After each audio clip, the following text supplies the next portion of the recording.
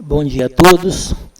Havendo o quórum legal dos membros desta Corte Eleitoral, declaro aberta a 92ª sessão ordinária de 2019. Indago dos meus pais se há alguma observação a fazer com relação à ata da sessão anterior. Não havendo, eu a declaro aprovada.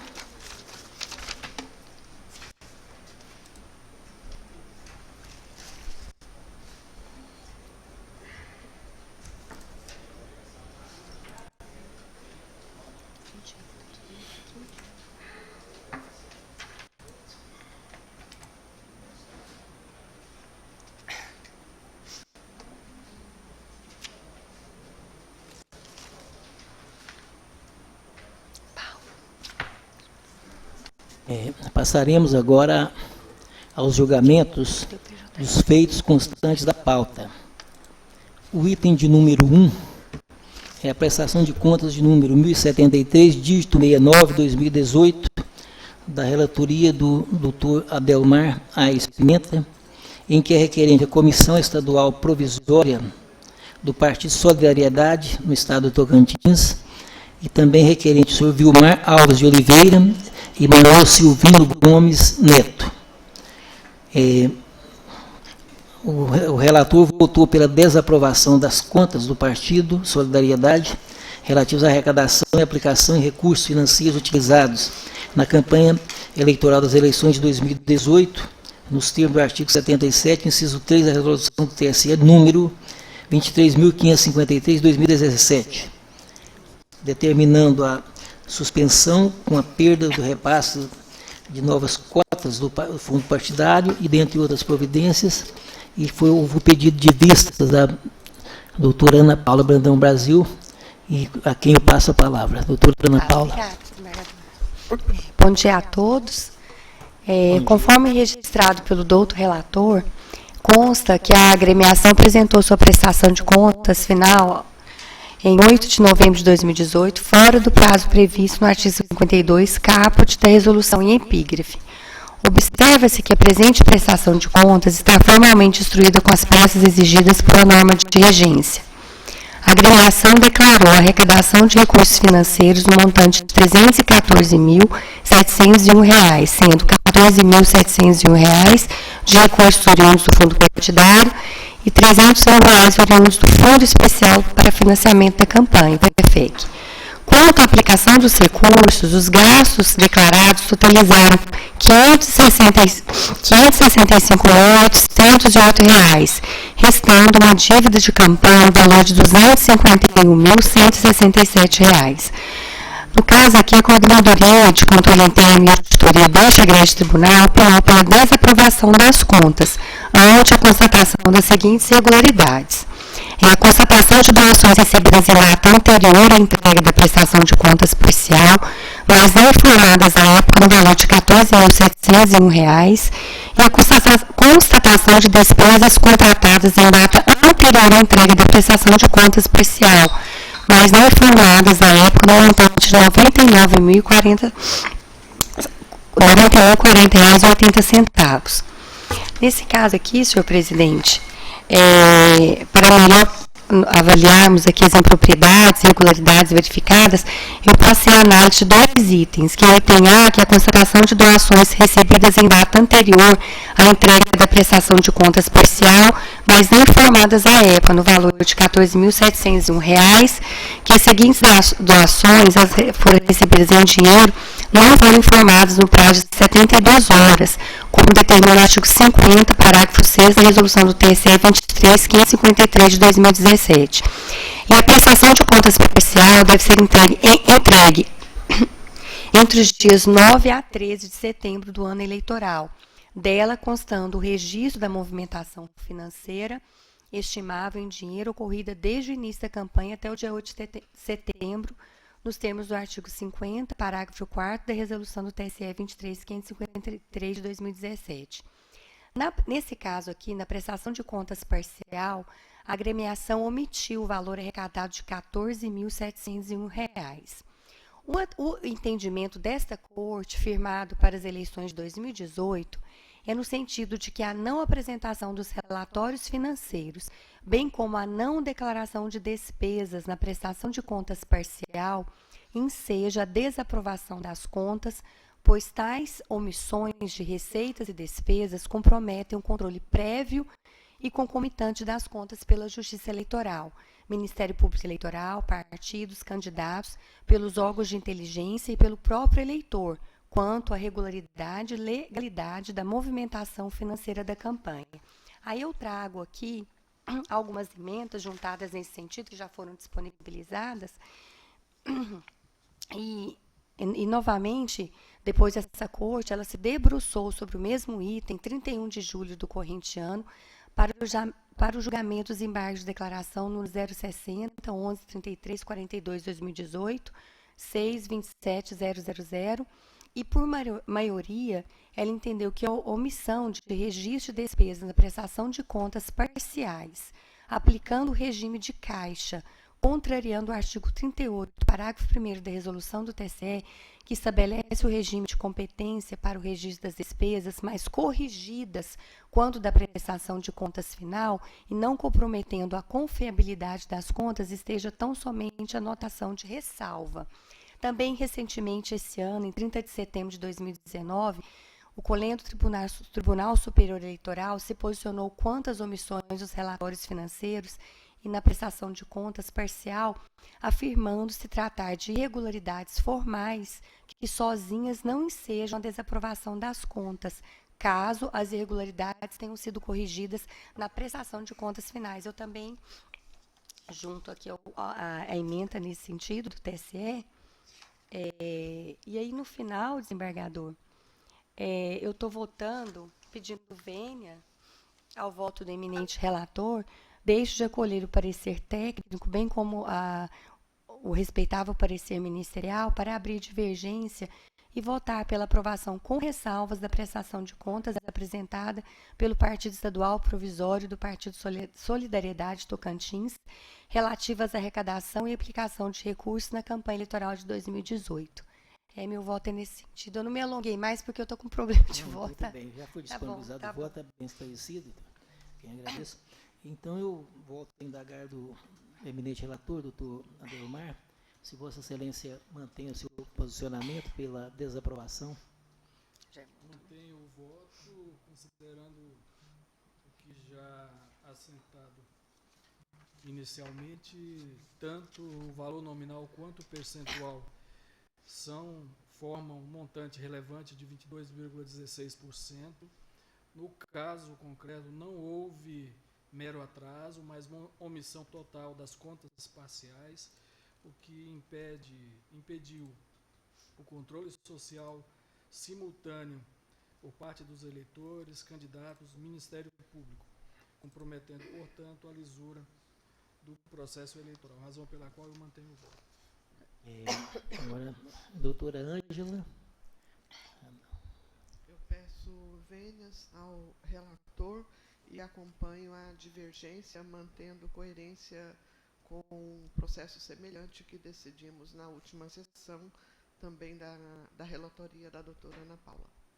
O doutor Marcelo Cordeiro. Senhor presidente, também com as devidas vênias ao relator, doutora Adelmar, pela posição que já foi firmada aqui nesse tribunal, inclusive tem um voto também à lavra no mesmo sentido, eu vou acompanhar a divergência. Divergência, né? Agora, desembargador Marco.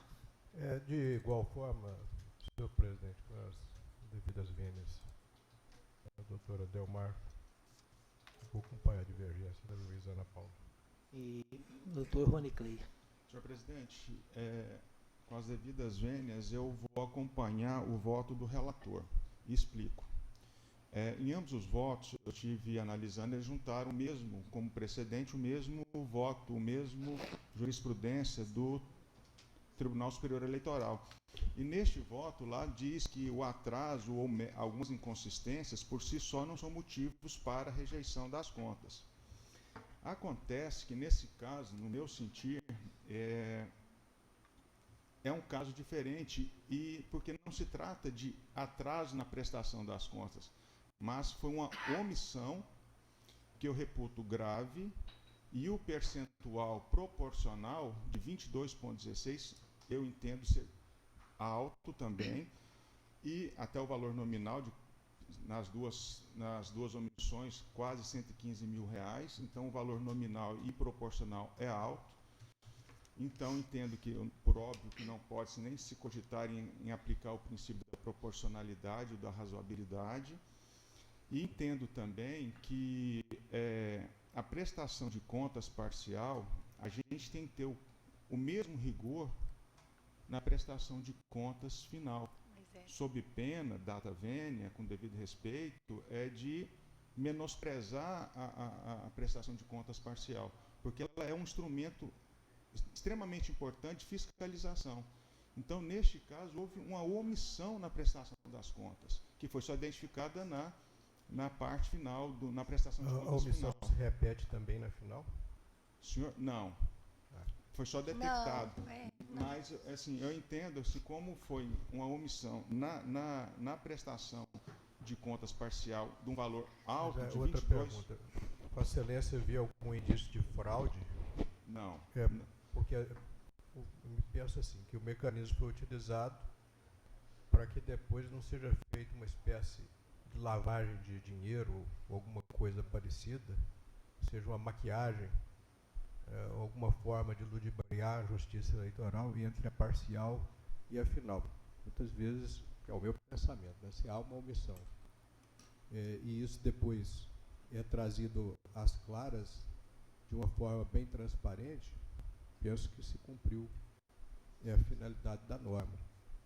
No entanto, se há indícios de que houve alguma tentativa nesse interregno e a omissão foi proposital no intuito de tentar resolver um problema, aí sim penso que o caso é de gravidade e merece a reprimenda da Corte. Só para deixar bastante claro, pelo motivo que eu estou acompanhando a divergência, que já é meu pensamento expressado em outros casos, né?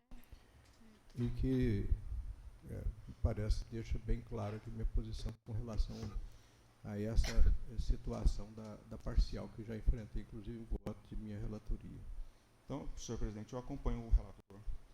Você acompanha o relator, né? Presidente, Pois não? só uma ponderação aí, eu já proferi o voto, mas o controle simultâneo pelos atores da cena eleitoral, o eleitor, os candidatos, o Ministério Público, ele tem uma importância fundamental, como disse o Dr. Rony Clay.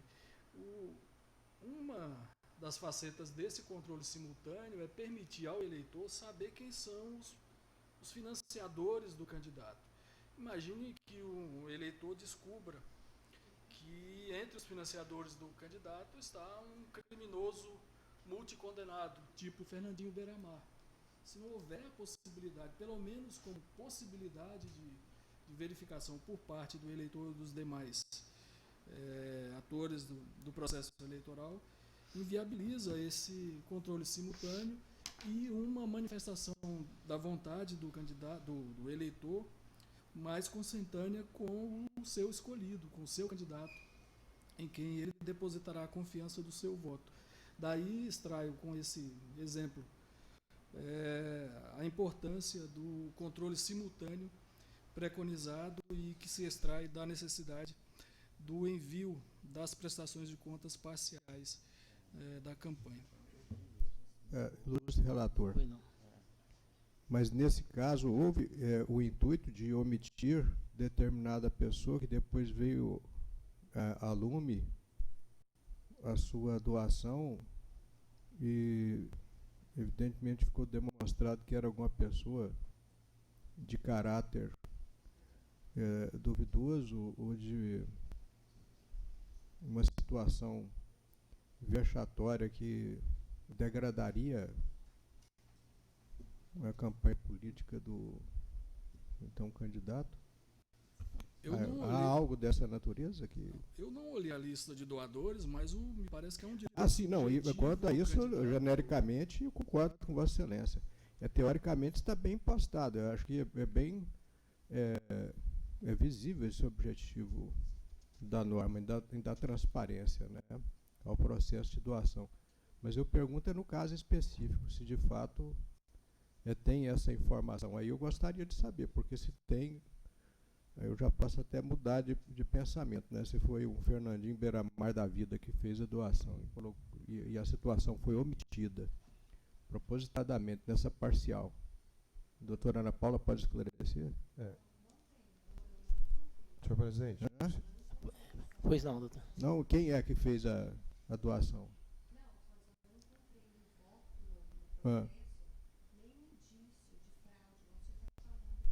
Não encontrei no processo, porque todas as prestações de contas, as finais, elas foram devidamente prestadas. Inclusive, essa posição, doutora Delmar, eu cheguei aqui em julho, eu fiquei sabendo que essa posição era que se adotava aqui nessa corte, né?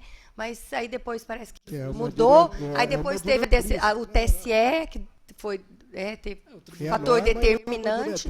Então, eu acompanhei nesse sentido. Agora, mas meu voto é nisso. As coisas devem ser colocadas claramente. Claro. O meu voto para que a gente possa ter ideia do que está acontecendo. Claro. Você tem? Pois não, doutora Delmar, qual é o caso específico, então? Eu gostaria de me manifestar. Pois não, também, você porque eu tenho a mesma preocupação que o desembargador Marco Vilas Boas está colocando. Claro. Porque, em termos de princípios e de orientação geral, é que o doutor Odelmar colocou. É isso mesmo, ninguém está discordando disso. Mas a jurisprudência do TSE falou, olha, as contas têm que ser analisadas uma a uma. Então, você aprovar umas contas onde tem doador do nível do Fernandinho Beiramar, como o ilustre relator usou o exemplo, é de extrema gravidade para todos nós. Eu também vou refluir do meu voto e vou acompanhar o relator. Agora, se não há nesse processo indício de dolo, se não há nesse processo doadores dessa natureza, né? Porque, inclusive, na reunião do COPEG, que esse tribunal enviou a mim, a doutora Ângela, a doutora Ana Paula e o doutor Márcio Gonçalves, a palestra de abertura, na quinta-feira à noite, foi feita pelo ministro Ricardo Lewandowski. E uma das preocupações da Justiça Eleitoral hoje, é não permitir que o crime organizado entre na política e financie candidatos para lá colocarem. Essa é uma pauta importantíssima hoje que está na Justiça Eleitoral, é o financiamento do crime organizado dentro da Justiça Eleitoral. Então, se nós temos aqui uma prestação de contas... Nem dinheiro vindo do exterior, como aconteceu aí no passado. Isso. Sabe que veio por vias transversas, entrou no Brasil financiar a campanha política, né? Exatamente. Então, se há numa prestação de contas um indício dessa natureza, seja do prestador ou de um doador, essa conta tem que ser analisada de forma diferente.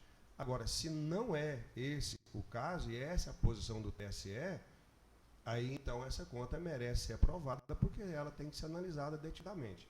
E eu, com as devidas vênias ao relator, eu estou fazendo essa colocação na mesma linha do doutor desembargador Marco Vilas Boas, porque quando o relator usa uma figura como Fernandinho Beiramar, né, e faz um paralelo com essa prestação de contas, aí pode-se dar a impressão que nós estamos aqui aprovando contas sem ter a análise devida com relação à forma como a conta foi prestada, o doador, e se há algum indício de criminalidade desse nível. Presidente, só para deixar claro... É por isso que eu gostaria até de saber quem é o doador. Só para deixar claro, não há, neste caso concreto, nenhuma vinculação dos doadores com figuras conhecidas, multicondenadas, como eu citei o exemplo do Fernandinho Beiramar. Foi apenas um exemplo para ilustrar a importância que o controle simultâneo tem. Mas não é só Fernandinho Beiramar. A autenticidade da manifestação do eleitor pode ser, por exemplo, ele verificar que entre os doadores há uma pessoa que ele não gosta, ou uma figura controversa da cena local. O candidato, o eleitor tem o direito de saber quem são os financiadores. E se isso não é observado durante a campanha com a prestação de contas parciais, no mínimo subtrai do eleitor a possibilidade dele verificar quem são os doadores. reiterando que, no caso concreto, não há entre os doadores nenhuma figura da estirpe que acabei de mencionar. E mencionei Fernandinho Beiramar porque é uma figura conhecida, condenado, transitado em julgado, apenas a título exemplificativo. Mais alguma manifestação? Bom, é preocupante a questão da, como se diz, da transparência, né? Mas também nós temos uma legislação que contempla essas situações. E eu quero dizer que no estado do Tocantins, por mais complexa que seja essa questão das doações, mas existe a legislação de forma a tirar do poder público. O certo seria que o poder público financiasse todas as campanhas eleitorais, mas sobrecarrega muito também o cidadão, o contribuinte, né? Então eu proclamo o resultado que no sentido de que os termos do voto da divergência foram aprovados com ressalva às contas do Partido Solidariedade no estado de Tocantins, tendo aqui por requerentes Vilmar Alves de Oliveira e Manuel Silvino Gomes Neto. Então, por maioria, nos termos do voto do relator. Senhor presidente. Eu agradeço aqui ao doutor Rony Clay, né, a presença, sempre agradável a sua presença aqui, compreensiva, e convido aqui o doutor Rubem a tomar assento na corte.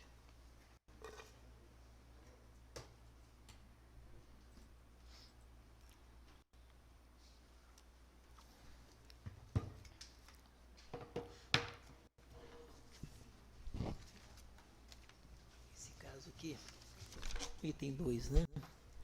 O item 2 é a representação de número 1474, dígito 68-2018, na relatoria da doutora Ana Paula Brandão Brasil, representando o Ministério Público Eleitoral, representado Antônio Poincaré Andrade Filho. Então, da relatoria aqui da doutora Ana Paula, há um pedido de sustentação oral por parte aqui do doutor Juvenal Kleiber, está presente? Ou assim? Então, eu passo a palavra ao eminente representante do parquê, doutor Álvaro Lotufo Manzano. Item 2. Vamos direto, né? Isso. Bom dia, senhor presidente. Bom dia. Cumprimento eminente relator e demais membros dessa corte, nobre advogado e demais pessoas presentes. Antes de adentrar a questão propriamente destes autos, gostaria de fazer apenas um comentário em relação ao julgamento anterior e que desborda também para a análise deste caso. A legislação eleitoral, ela tem todo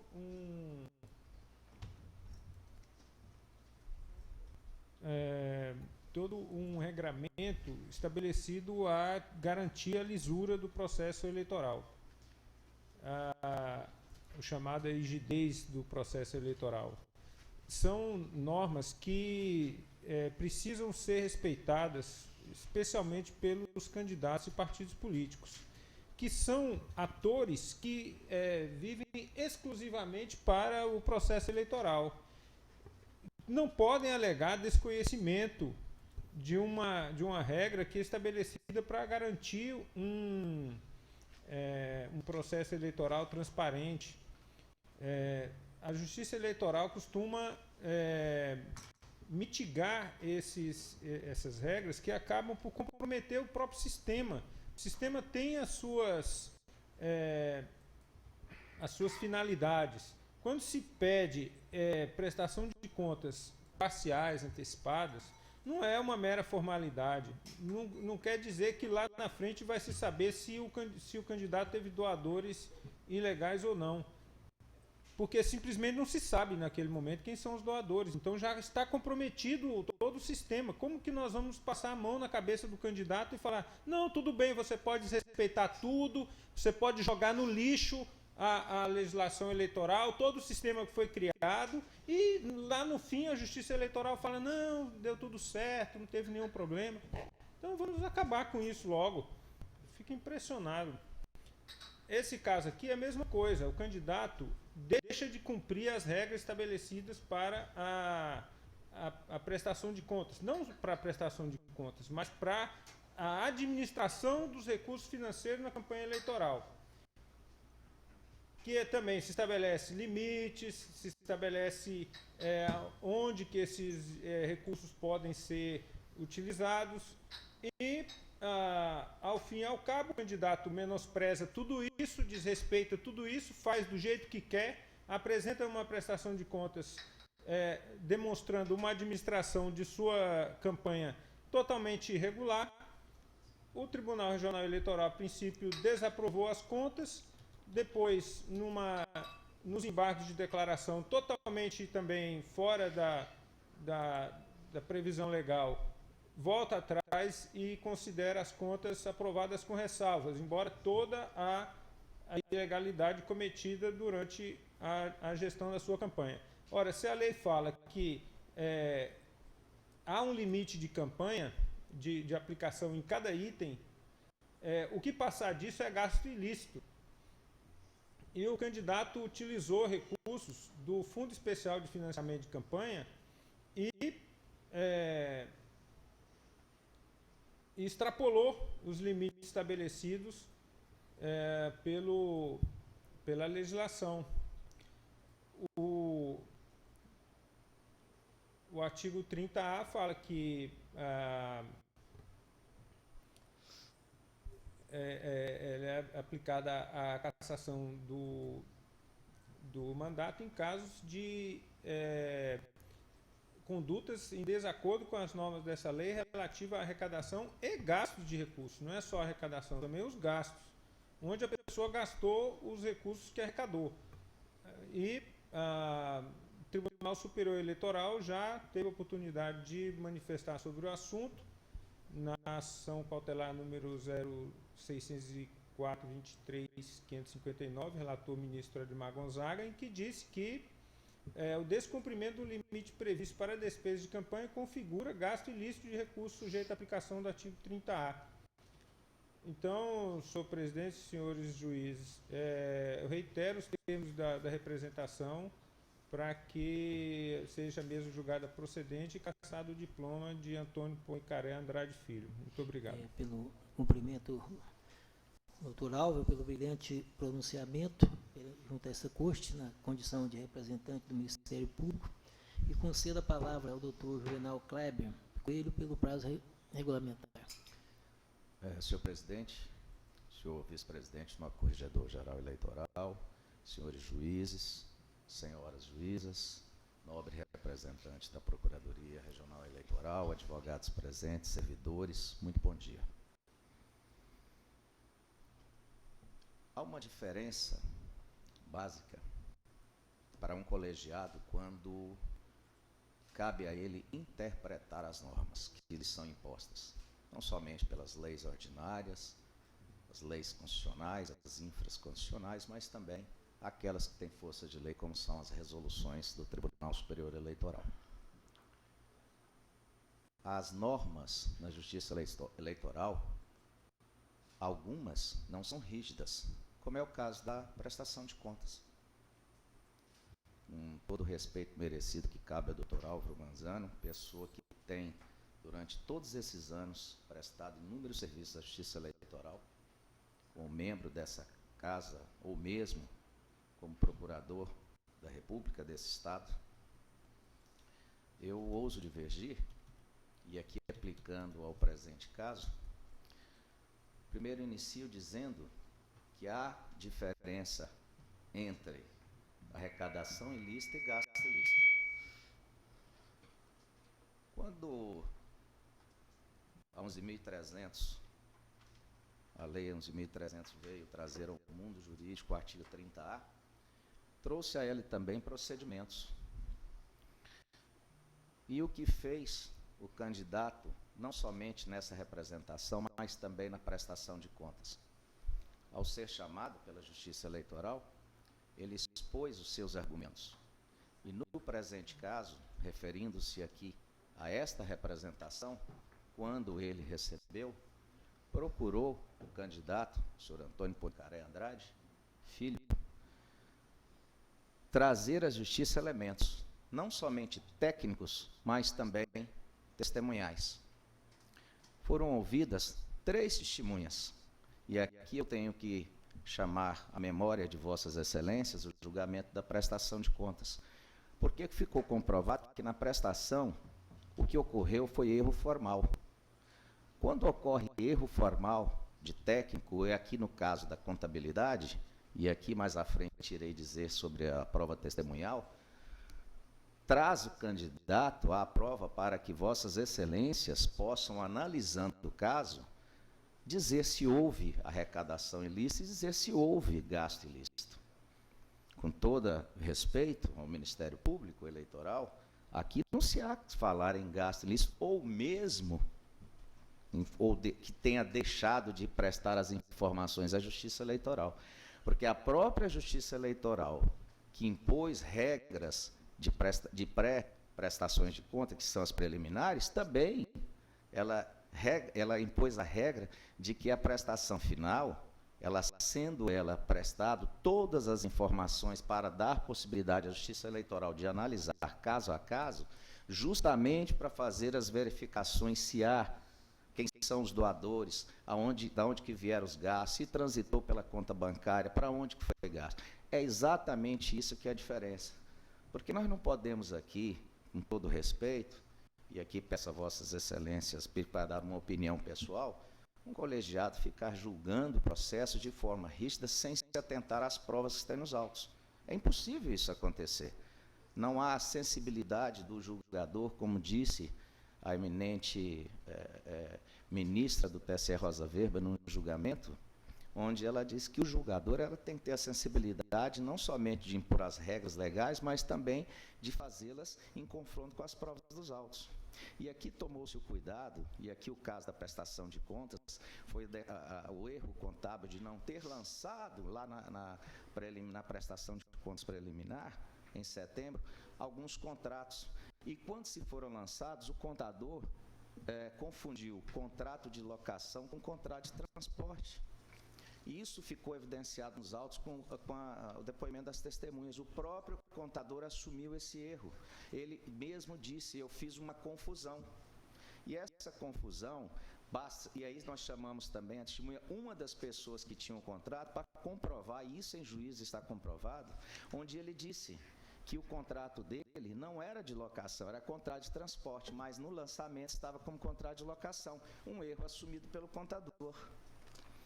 Tomamos o cuidado também de ouvir uma pessoa extra-autos, que foi a senhora Wanda Paiva, é uma contabilista eleitoral conhecida no Estado, onde ela traçou toda a diferença entre erro formal e erro natural. E aqui assumido, sem ela foi ouvida até em audiência posterior, sem tomar conhecimento de que o próprio contador havia assumido esse erro, ela diferenciou os atos contábeis. Aí eu pergunto a Vossas Excelências, é uma ação 30A, onde é que está a comprovação de gasto ilícito? Onde é que está a comprovação de recursos financeiros assumidos ilicitamente? Não há. De contraprova, nesses autos, o senhor Antônio Poicaré juntou documentação, explicou a diferenciação entre contrato de transporte e contrato de locação, ouviu o contador que assumiu o erro, ouviu uma contabilista eleitoral que expôs como é esse erro de pensamento contábil e ouviu uma das pessoas que foi contratada, onde, em juízo, ele disse que o contrato dele era de transporte. E por que ele falou isso? Porque ele disse que ele próprio dirigia, o carro ficava com ele e os valores assumidos foram aquele que estão no recibo eleitoral, ou seja, não há qualquer tipo de procedimento, senhor Antônio Poicaré, para ludibriar a Justiça Eleitoral. E mais, disse ele também que dentro desses valores que foi contratados, ele teria que pagar o valor do combustível. Isso é um contrato de transporte. Procurou a defesa nas alegações finais colocar a diferença que o Código Civil traz entre contrato de transporte e contrato de locação. Isso para quê? Para dar chance de Vossas Excelências analisar o caso entre o que tem a lei e o que tem as provas dos autos, ter a sensibilidade de verificar se houve gasto ilícito ou arrecadação ilícita. E aí, finalizando, senhor presidente, apenas para novamente ousar divergir do Procurador Regional Eleitoral, com todo respeito, o simples fato dele ter errado na contabilização, isso gera a possibilidade de cassação? Onde é que fica o princípio da proporcionalidade? Essa é a tese da defesa. Se nós pegarmos o que a lei determina, e aí, como que disse no julgamento anterior a doutora Ana Paula, relatora desse processo, o próprio TSE admite que, em se fazendo as correções até o julgamento da prestação de contas final, não há que se falar em irregularidade alguma, principalmente levando em consideração que essas possíveis irregularidades possam levar à cassação, que é uma medida extrema. E o que peço a vossas excelências é que analisem esse fato, como bem aqui colocou a maioria da Corte, respeitando os pronunciamentos aqui elencados pelo doutor Aldemar e pelo doutor Rony Clay, mas analisem também consonante as provas dos autos. Esse caso, embora possa parecer similar, não tem muito a ver com o caso anterior. O caso anterior era uma prestação, salvo engano, salvo melhor juízo, prestação de partido. Esse aqui é uma prestação de candidato. E esse aqui é um 30A. E não existe a possibilidade dessa corte, não somente essa, e nenhuma outra corte, julgar sem ter a sensibilidade de analisar a lei com as provas dos autos. E finalizando, senhor presidente, pedindo vênia àqueles que entenderem o contrário, pede o requerido o improvimento desta representação, mantendo o seu diploma, eleito legalmente nas urnas em 2018, porque não há nos autos qualquer comprovação de gastos ou aplicação de recursos ilicitamente. Muito obrigado e tenham um bom dia. Cumprimento também o doutor Juvenal Kleiber e devolvo a palavra à eminente relatora. Tá, obrigada, desembargador. A representação eleitoral cuida de suposto cometimento do ilícito previsto no artigo 30A da Lei 9.504, de 97, captação e gastos ilícitos de recursos na campanha eleitoral de Antônio Poincaré Andrade Filho. Conforme se verifica da leitura do dispositivo legal acima transcrito, que eu transcrevi, que deixo de falá-la, a proibição relativa ao financiamento das campanhas eleitorais compreende tanto o recebimento de fontes ilícitas e vedadas, quanto a sua obtenção de modo ilícito. Essa proibição surgiu como forma de salvaguardar a lisura do pleito e a igualdade na disputa. No caso em SPEC, temos que, conforme a argumentação formulada pelo doutor Procurador Regional Eleitoral, no pleito realizado em 2018, o ora representado se beneficiou pela extrapolação de gastos na utilização de aluguel de veículos automotores, contrariando assim o artigo 45.2 da resolução do TSE número 23.553 de 2017. Sustenta a representação que houve na campanha a ocorrência de gastos de R$ 160.400 com aluguel de veículos automotores, o que teria extrapolado em R$ 93.080,38 o limite de gastos. O parquet alega ainda que o representado não informou o gasto de R$ 216.805 na prestação de contas parcial e que informou intempestivamente tal gasto na prestação de contas final, comprometendo a confiabilidade e a consistência das contas. Por outro lado, a defesa do ora representado nega a existência da extrapolação de gastos, ao argumento de que os contratos firmados em campanha abrangiam não só a locação dos veículos, mas também despesas com combustível e motorista. Com efeito, não considero demonstrado pelo ora representante a existência de ilícito que tenha extrapolado o universo contábil ou mesmo relevância jurídica para comprometer a moralidade da eleição ou a lisura do candidato ora representado. Ganha relevo neste aspecto o fato de que as contas do órgão representado foram aprovadas, ainda que com ressalvas. O Tribunal Superior Eleitoral possui jurisprudência firmada no sentido de que eventuais irregularidades existentes na prestação de contas por si só não possuem o condão de automaticamente impor as sanções do artigo 30A da Lei 9.504 de 97. Eu também descrevo, nesse sentido, a posição do TSE. Desta forma, incabível falar em presunção de cometimento do ilícito previsto no artigo 30A, por irregularidade havida na prestação de contas, ainda mais quando, como no presente caso, essa Igreja Corte Eleitoral entendeu por aprovar as contas do órgão representado, ainda que com ressalvas. Conforme é sabido, o ônus da prova do cometimento do ilícito cabe ao representante. Vale dizer, deve o autor da representação demonstrar por todos os meios de provas admitidos a ocorrência do ilícito, a captação ou gasto ilícito de recurso, bem como a relevância fática e jurídica para influir no resultado da eleição. É certo, ademais, que a cassação de diploma, com fundamento no artigo supracitado, exige a presença de provas robustas e incontestes dos atos praticados. Ocorre, contudo, que o representante não logrou comprovar o ilícito e não é cabível a inversão do ônus probatório. Concluo, portanto, que os fatos apontados no presente feito não autorizam a cassação do diploma com fundamento no artigo 30A, mormente quando se verifica que o autor, Ministério Público Eleitoral, não se desincumbiu do ônus de demonstrar a ocorrência do ilícito. Autorizar a cassação do diploma do representado importaria admitir a condenação por presunção, em clara afronta aos primados do devido processo legal e da soberania popular. Assim, a míngua de laço probatório deve a presente representação ser julgada improcedente. Ante o exposto, eu voto pela improcedência da representação por total ausência de provas. Meu voto foi nesse sentido. Obrigada. Improcedência, né? Doutor Adelmar. Presidente, pedindo permissão a... Que agora vota... Não. Como? Acho que é o doutor Marcelo. Ele. Doutora Ângela. A doutora Ângela? É. Ah, desculpa. É porque... doutora Ângela, desculpa, doutora Adelmar. É isso mesmo. É porque eu fiz a tecelagem aqui, é ao contrário.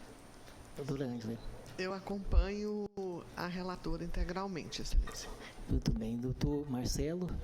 Senhor presidente, a fundamentação do 30A é para apurar condutas relativas à arrecadação e a gastos de campanha. Como a relatora bem pontuou aqui, não há nenhuma prova nesses autos, e muito menos, né, com todas as vênias ao Ministério Público Eleitoral e da própria exposição oral, não há nenhum indicativo de arrecadação ou de gastos de forma ilícita ou em desacordo do que prevê a legislação.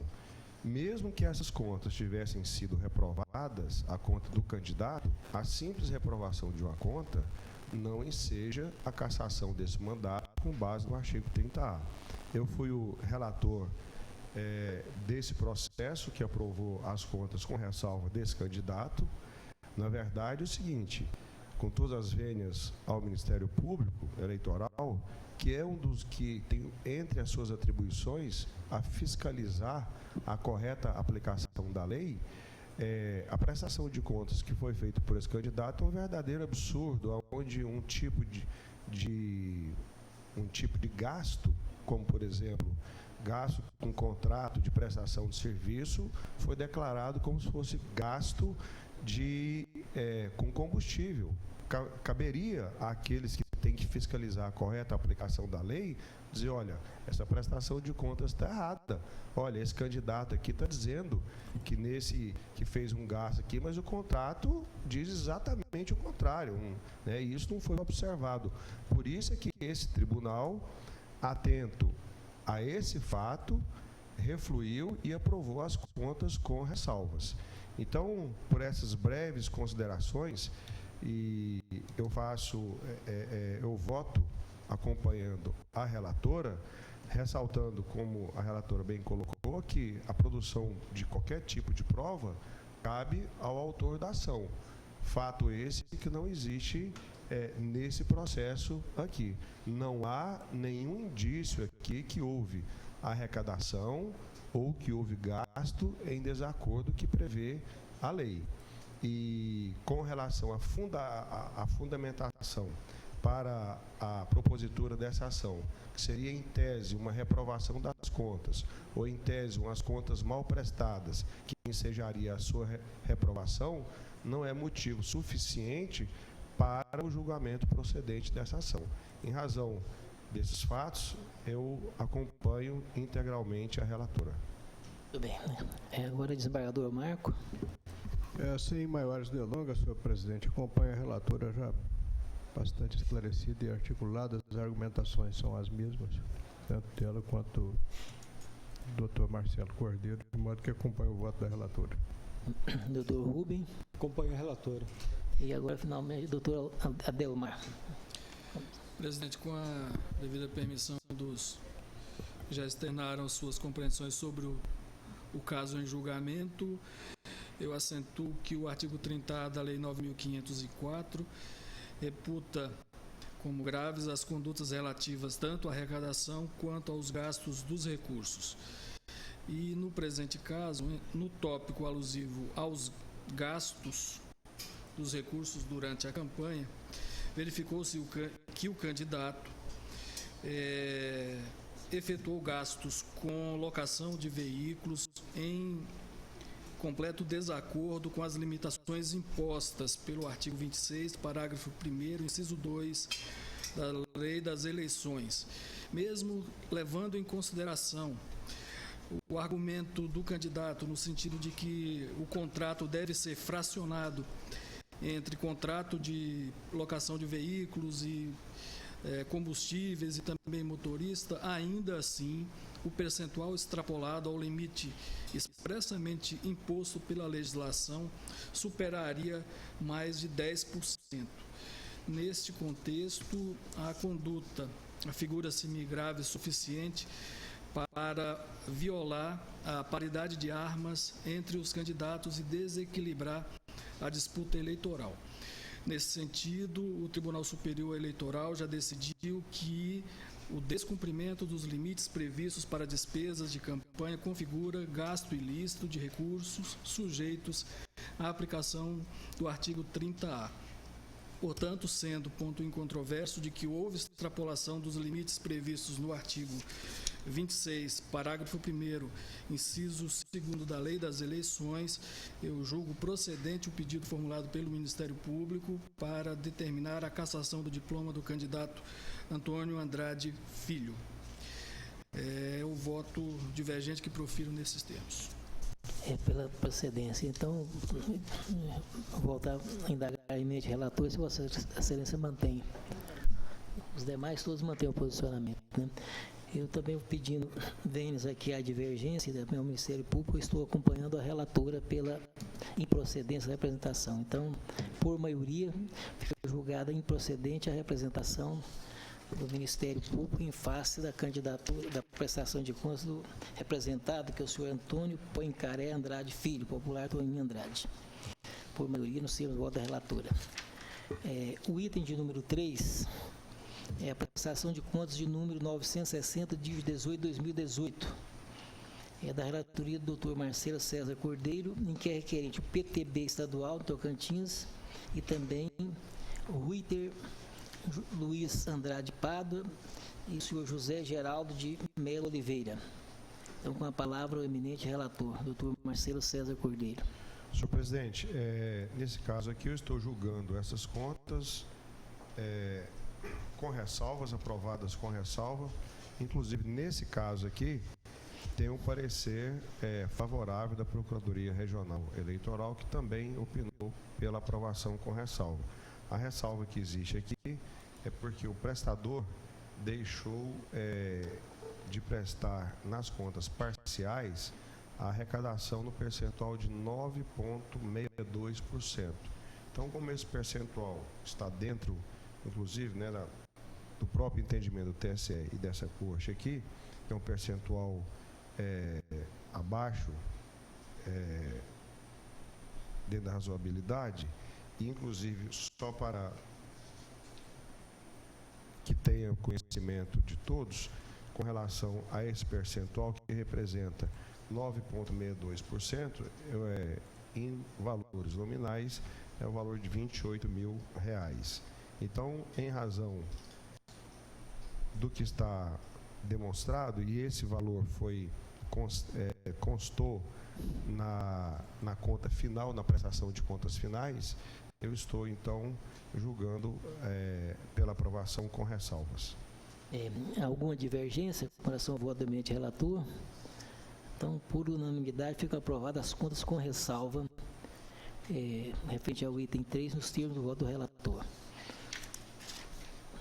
O item de número 4 é o processo administrativo número 199, de 50/2019, renovação de requisição de servidor. É da minha relatoria, que é interessada aqui a 29ª Zona Eleitoral e também a servidora Maria Pinheiro do Carmo. O parecer aqui técnico foi favorável ao pleito da 29ª Eleitoral, bem como também a do Ministério Público aqui, mas que não consta do Ministério Público. Então, eu estou aqui votando no sentido de deferir a prorrogação da requisição da servidora por mais um ano, a contar a partir do dia 1º de janeiro, como voto. Alguma divergência? Então, por unanimidade, fica deferida a prorrogação da requisição da servidora nos termos do voto do relator, unânime. Os itens de 5 a 8 da minha relatoria serão julgados em bloco. O item 5 é o processo administrativo número 195, de 3/2019, interessada a 29ª Zona Eleitoral e a servidora Ludmila de Castro Saraiva. O item de número 6 é o processo administrativo número 187, de 36/2019, interessado também a 29ª Zona Eleitoral e o servidor Adson Reis de Souza. O item de número 7 é o processo administrativo número 191, de 73/2019, interessado 29ª Zona Eleitoral e a servidora Débora Moreira Rocha dos Santos. E o item de número 8, o processo administrativo de número 189, de 6/2019, interessada a 29ª Zona Eleitoral e a servidora Patrícia de Oliveira Silva. Eu estou aqui votando o seguinte, que trata de os autos de pedido de requisição de servidores para auxiliar o cartório eleitoral da 29ª Zona Eleitoral. As requisições são destinadas a atender às demandas do período eleitoral e contam com parecer favorável dos setores técnicos desta Corte e do Ministério Público Eleitoral, informe que foram observados os limites legais, motivo pelo qual voto pelo deferimento do pedido de requisição dos servidores por um ano a contar de 7 de janeiro de 2020. Como voto. Alguma divergência? Então, por unanimidade, ficam deferidos os pleitos aqui das requisições de servidores eleitorais relativos ao item 5 a 8. Unânime. O item de número 9 é o processo administrativo número 215, dígito 4/2019. Renovação de requisição de servidor, da relatoria do doutor Rubem Ribeiro de Carvalho, interessado o juiz da 21ª Zona Eleitoral e aqui a servidora Iraci Gomes Ribeiro Lopes. Então, com a palavra, o eminente relator. Estou votando aqui, senhor presidente, pelo deferimento da prorrogação, por estarem preenchidos todos os requisitos e não havendo nenhum óbice à mesma. Então, voto pela renovação da requisição por mais um ano, a contar da data de 16 de janeiro de 2020. Alguma divergência? Então, por unanimidade, fica deferido o pleito de renovação da requisição da servidora Iraci Gomes Ribeiro Lopes, unânime. Finalizada a pauta, eu consulto meus pais se há alguma questão a ser tratada nesta sessão. Em não havendo, mas se tratar, declarar encerrada a presente sessão, convocando os membros dessa corte, também o eminente representante do Ministério Público Eleitoral, para a sessão de hoje, às 17 horas. Tenham um bom dia.